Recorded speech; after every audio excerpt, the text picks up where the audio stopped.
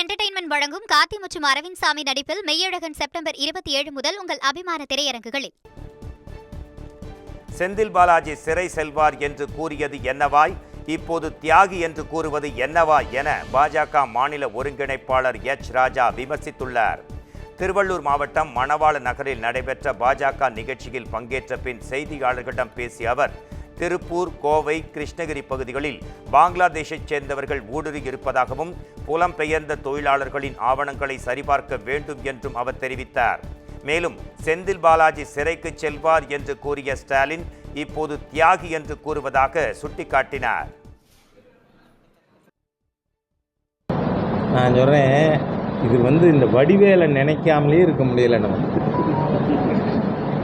அன்னைக்கு பேசின வாய் என்ன வாய், இப்போ பேசுகிற வாய் என்ன வாய்ன்னு அது போயிட்டுருக்கார வடிவேலு. குளித்தலையில் தேர்தலுக்கு முன்னாடி திரு ஸ்டாலின் அவர்கள் என்ன சொன்னார், எனக்கு நல்லா ஞாபகம் இருக்குது. திராவிட முன்னேற்ற கழகம் ஆட்சிக்கு வந்தவுடன் செந்தில் பாலாஜி சிறையில் இருப்பார். பகவானே பார்த்து அதுதான் பண்ணியிருக்கான். திமுக ஆட்சிக்கு வந்தது, செந்தில் பாலாஜி ஜெயிலுக்கு போனார். அப்படி இருக்கிறத இன்றைக்கி தியாகம் பண்ணியிருக்காருன்னு பேசுறது வேண்டாம். வடிவேலு நான் சொல்லப்படாது, முதலமைச்சர் பொறுத்தவரை அவர் முடிவு பண்ணிக்கிட்டார். செந்தில் பாலாஜிக்கு மீண்டும் அமைச்சர் பதவி கொடுப்பது கொள்ளையரிடம் சாவி கொடுத்ததற்கு சமம் என விஜய பிரபாகரன் விமர்சித்துள்ளார். சென்னை ஈஞ்சம்பாக்கத்தில் நடைபெற்ற தேமுதிக நிர்வாகி திருமண நிகழ்வில் பங்கேற்ற பின் பேசிய அவர், செந்தில் பாலாஜி ஒன்றும் தியாகம் செய்துவிட்டு சிறைக்கு செல்லவில்லை என்றும், உப்பு சாப்பிட்டவர்கள் தண்ணீர் குடித்துதான் ஆக வேண்டும் என்றும் அவர் மேலும் கூறினார். இது என்ன பாரு, அவர் தியாகம் செஞ்ச ஜெயிலுக்கு போனார், ஊழல் செஞ்சு ஜெயிலுக்கு போனார். நூற்றுக்கணக்கான பெயில்கள் தாண்டி இன்றைக்கி தான் ஒரு விடுதலை கிடச்சிருக்கு. இது சொல்கிறதுக்கு ஒன்றும் இல்லை. தப்பு செஞ்சவங்க தண்ணி குடிச்சு தான் ஆகணும். அந்த மாதிரி உப்பு செஞ்சவங்க தண்ணி குடிச்சு தான் ஆகணும். அந்த மாதிரி தப்பு செஞ்சுருக்கார், ஜெயில் தண்டனை போட்டு அனுபவிச்சிருக்காங்க. அது இவ்வளோ நாள் தள்ளி இன்றைக்கி பெயிலில் வந்திருக்காங்க. இதுக்கு நான் என்ன சொல்கிறது, அது அரசாங்கத்தை இன்றைக்கி அவங்க அமைச்சர் பதவி கொடுக்கக்கூடாது. மீண்டும் கொடுத்தாங்கன்னா திமுக கொள்ளையர் கையில் திரும்பியும் சாவியை கொடுக்குற மாதிரி தான். அவங்க அமைச்சர் பதவி கொடுத்தாங்கன்னா அப்போ அவங்களுக்குள்ளே ஏதோ ஒரு டீலிங் இருக்குன்னு தான் அர்த்தம். அதை கொடுக்காம தவிர்க்கணும். இதுதான் நாங்கள் சொல்லுவோம்.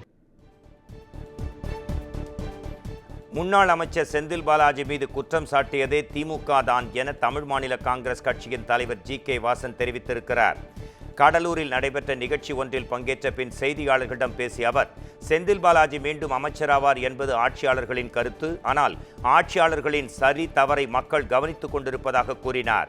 மேலும் செந்தில் பாலாஜி அதிமுகவில் இருந்தபோது திமுகவில் குற்றம் சாட்டப்பட்டு சிறை சென்றார் என்பதை நினைவுபடுத்த விரும்புவதாகவும் அவர் மேலும் தெரிவித்தார். அமைச்சர் ஆகின்றாரா இல்லையா என்பது ஆட்சியாளருடைய கருத்து. ஆனால் ஆட்சியாளருடைய சரி தவறை மக்கள் கூர்ந்து கவனித்துக் கொண்டிருக்கிறார்கள். இல்லை, பொதுவாக முன்னாள் அமைச்சருடைய விஷயத்தில் குற்றம் சாட்டப்பட்டது யாரால், எதனால் விசாரிக்கப்பட்டது? அதிமுகவில் இருந்தபோது திமுகவினால் குற்றம் சாட்டப்பட்டு விசாரிக்கப்பட்டு அதன் அடிப்படையிலேயே அவர்கள் ஜெயிலுக்கு செல்லக்கூடிய கட்டாயம் ஏற்பட்டது என்பதை நான் நினைவு கூற விரும்புகிறேன். பரிதாபங்கள் யூடியூப் சேனல் மீது நடவடிக்கை எடுக்க கோரி ஆந்திர மாநில டிஜிபியிடம் தமிழ்நாடு பாஜக விளையாட்டு மேம்பாட்டு பிரிவு தலைவர் அமர் பிரசாத் ரெட்டி புகார் அளித்துள்ளார். திருப்பதி லட்டு தொடர்பாக பரிதாபங்கள் யூடியூப் சேனலைச் சேர்ந்த கோபி, சுதாகர் வீடியோ ஒன்றை வெளியிட்டிருந்தனர்.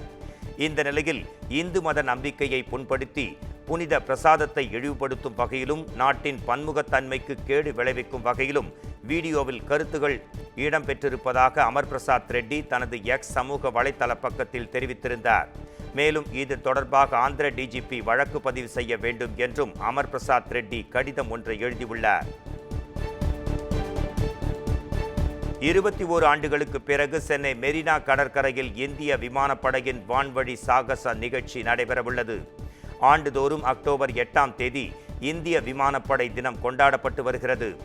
இந்த நிலையில் தாம்பரத்தில் உள்ள விமானப்படை பயிற்சி மையத்தில் செய்தியாளர்களை சந்தித்த விமானப்படை துணை தளபதி பிரேம்குமார், இதுவரை டெல்லியில் நடைபெற்று வந்த விமான படைவான் சாகச நிகழ்ச்சி வரும் 6ஆம் தேதி சென்னை மெரினா கடற்கரையில் நடைபெறுவதாகவும் விமானப்படையின் அதிநவீன ரஃபேல் விமானம் உள்பட 72 விமானங்கள் இதில் பங்கேற்பதாகவும் தெரிவித்தார்.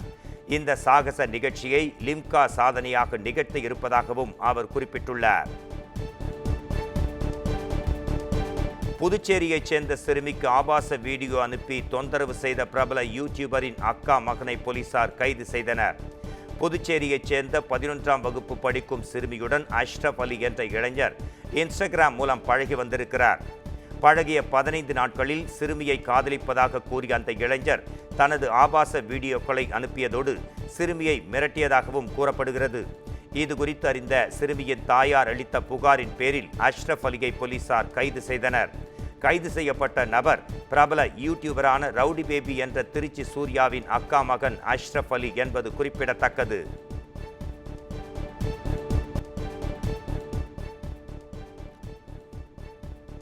நுங்கம்பாக்கம் காம்தார் நகர் பிரதான சாலைக்கு SP பாலசுப்ரமணியம் சாலை என்று பெயர் வைத்த முதலமைச்சர் மு.க. ஸ்டாலினுக்கு இசையமைப்பாளர் இளையராஜா நன்றி தெரிவித்துள்ளார்.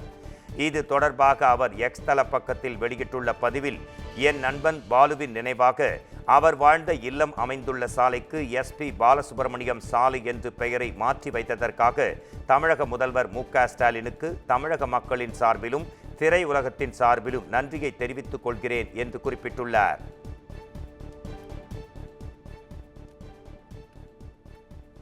என்டர்டெயின்மெண்ட் வழங்கும் கார்த்தி மற்றும் அரவிந்த் சாமி நடிப்பில் மெய்யழகன் செப்டம்பர் 27 முதல் உங்கள் அபிமான திரையரங்குகளில்.